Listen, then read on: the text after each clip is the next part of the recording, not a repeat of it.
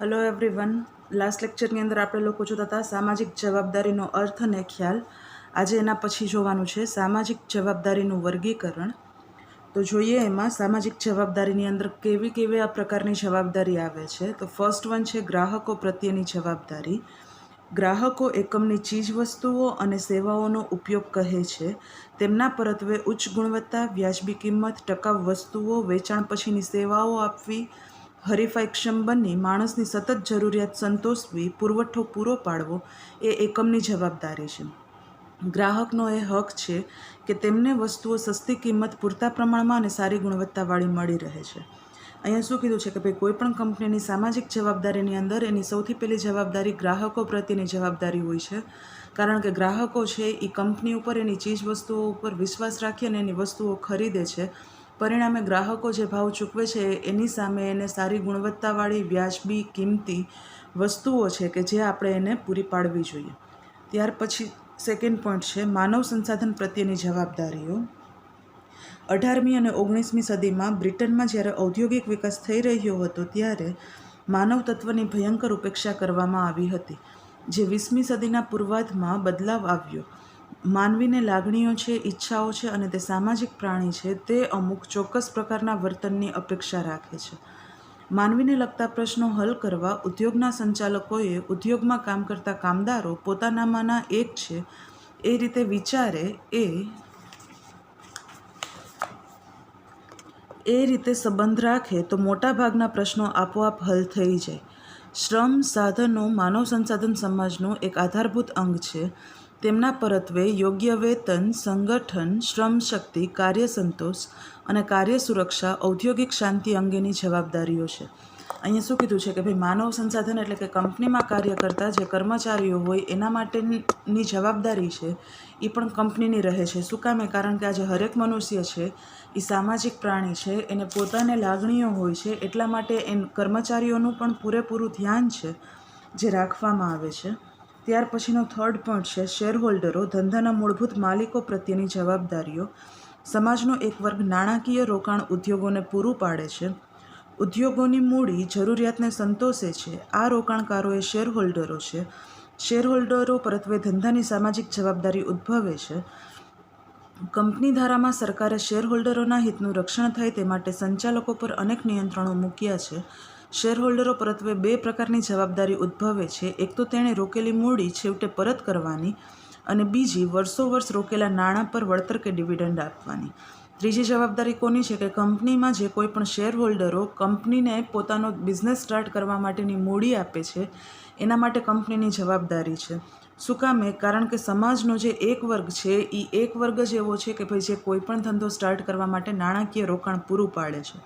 તો આજે કોઈ પણ કંપની હશે ને શેરહોલ્ડરો માટેની બે જવાબદારી હશે. કઈ બે જવાબદારી હશે?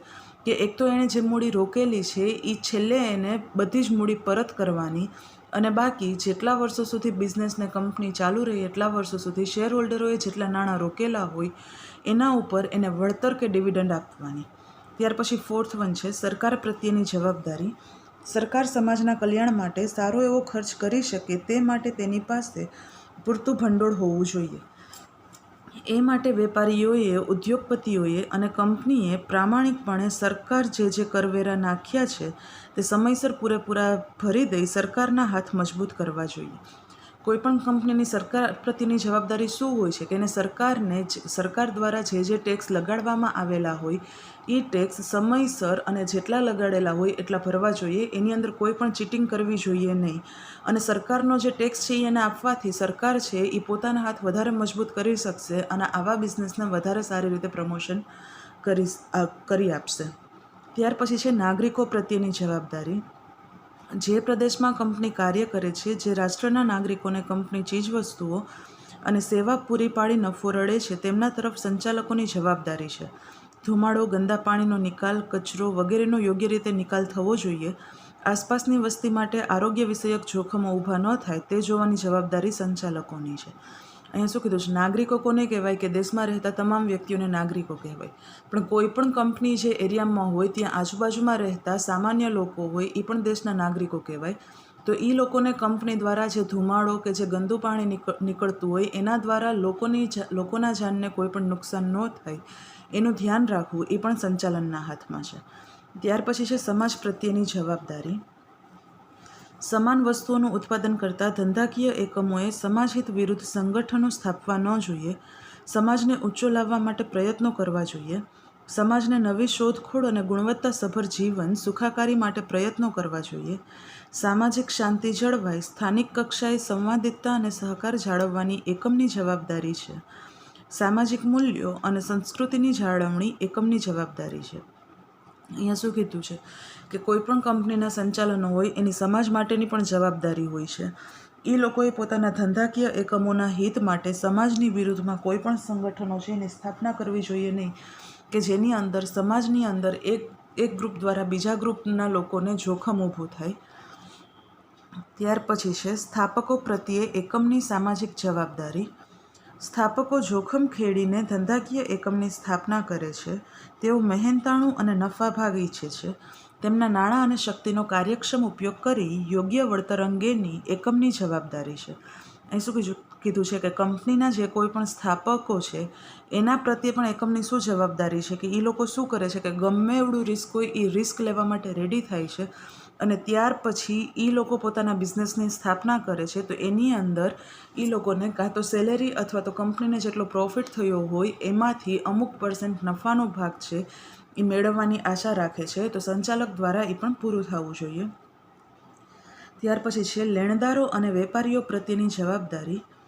કંપનીને ઉછીના નાણાં આપનાર બેન્કર, ડિબેન્ચર હોલ્ડર્સ કે લેણદારો પ્રત્યે એકમની જવાબદારી છે.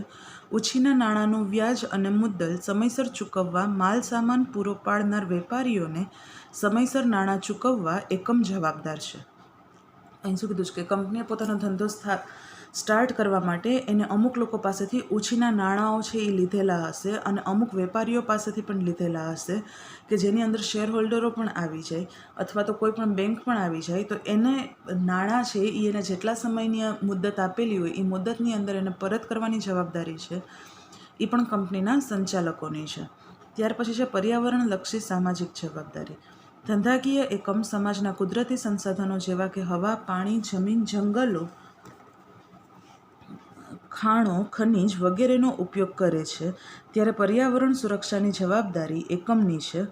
હવા, પાણી, જમીનને પ્રદૂષણ મુક્ત બનાવવા, કુદરતી સંસાધનોની સુરક્ષા કરવી, તેમાં વધારો કરવો, પર્યાવરણ જાળવીને જ એકમનો હેતુ સિદ્ધ થાય તેવી વ્યવસ્થા નિર્માણ કરવી એકમની જવાબદારી છે. અહીં શું કીધું છે કે પર્યાવરણલક્ષી સામાજિક જવાબદારીની અંદર શું આવે, જેવી કે કુદરતી સંસાધનો જેમ કે હવા, પાણી, જમીન, જંગલો, ખાણો, ખનિજો, આ બધી વસ્તુમાંથી કોઈ પણ વસ્તુને કોઈ રીતે નુકસાન ન થાય એનું ધ્યાન રાખવું એ પણ સંચાલનની ફરજમાં આવે છે. ઉલટાનું એને એવું ધ્યાન રાખવું જોઈએ કે ભાઈ જે કોઈ પણ પર્યાવરણલક્ષી વસ્તુ છે જેમ કે કોઈ કુદરતી વસ્તુ, ખાણો હોય, ખનિજ હોય, હવા, જમીન, પાણી, જંગલ હોય, એને વધારે સારામાં સારી રીતે મેન્ટેન કેવી રીતે કરી શકે એ એને ધ્યાન રાખવું જોઈએ. ત્યાર પછી છે રાષ્ટ્ર પ્રત્યેની સામાજિક જવાબદારી. ધંધાકીય એકમ જે દેશમાં કામ કરે છે તે દેશ પ્રત્યેની તેની જવાબદારી ઉદ્ભવે છે. તે દેશના કાયદા કાનૂનનું પાલન કરવું, મજૂર સંઘો સાથે સંવાદ જાળવી રાખવો, હડતાલ, તાળાબંધી જેવી પરિસ્થિતિ અટકાવવી એકમની જવાબદારી છે. ઉત્પાદનની પૂરી ક્ષમતાનો ઉપયોગ કરવો, ઉત્પાદકતા વધારવી, ઉત્પાદન વધારવું, રાષ્ટ્રીય આવક અને ધંધાકીય આવક વધારવી, રોજગારી પૂરી પાડવી વગેરે એકમની જવાબદારી છે. રાષ્ટ્ર પ્રત્યે એકમની જવાબદારીની અંદર શું આવે છે કે ભાઈ જે કોઈ પણ કર્મચારીઓ કાર્ય કરતા હોય એ કર્મચારીઓ ભવિષ્યમાં ક્યારેય પણ હડતાલ કે તાળાબંધી જેવી સિચ્યુએશન ન ઊભી થાય એનું ખાસ ધ્યાન રાખવું અને એના માટે કર્મચારીઓની જેટલી જરૂરિયાત હોય એ બધી જ જરૂરિયાતો પૂર્ણ કરવી એ રાષ્ટ્ર પ્રત્યેની એની સામાજિક જવાબદારી થઈ. તો આપણો પહેલો પોઈન્ટ હતો સામાજિક જવાબદારીનો અર્થ અને ખ્યાલ. સેકન્ડ પોઈન્ટ હતો વર્ગીકરણ. થર્ડ વન છે એનું મહત્ત્વની અંદર ઓનલી થિયરી આપેલી છે તો તમે લોકો જોઈ લેજો. ફોર્થ વન છે જવાબદારી ખ્યાલનું અમલીકરણ, એ પણ તમારે જાતે જ કરવાનું રહેશે. ત્યાર પછી છે શિક્ષણ અને હોસ્પિટલ સુવિધાઓ. તો શિક્ષણ અને હોસ્પિટલ સુવિધાઓની અંદર કેવી સુવિધાઓ હોય તો ફર્સ્ટ વન છે જુઓ ભૂખમરો, કુપોષણ, ગરીબી નિવારણ કાર્યક્રમ. સેકન્ડ વન છે આરોગ્ય સંબંધી સેવાઓ, સ્વાસ્થ્ય સલામતી પ્રોજેક્ટ, સ્વચ્છ અને સલામત જળ અભિયાન. થર્ડ વન છે શિક્ષણ, વ્યાવસાયિક કૌશલ્યો, વ્યવસાયલક્ષી તાલીમ અને રોજગાર વધારવા સંબંધી યોજના. ફોર્થ વન મહિલા અને બાળ કલ્યાણ કાર્યક્રમ, મહિલા વિકાસ યોજનાઓ. 5th વન એઇડ્સ, મલેરિયા અને અન્ય રોગોનો પ્રતિકાર કરવો. 6th વન છે ટકાઉ પર્યાવરણ અને કુદરતી સંસાધનોની જાળવણી માટે. 7th વન છે રમતગમત, વિકાસ, કલા, સંસ્કૃતિ, ઐતિહાસિક વારસો જાળવવા માટે. 8th વન છે સમાજ કલ્યાણલક્ષી ભંડોળ. 9th વન ગ્રામીણ વિકાસલક્ષી પ્રોજેક્ટ યોજના. 10th વન છે અનુસૂચિત જાતિ, પછાત વર્ગ, લઘુમતી વર્ગના કલ્યાણ માટેની યોજનાઓ.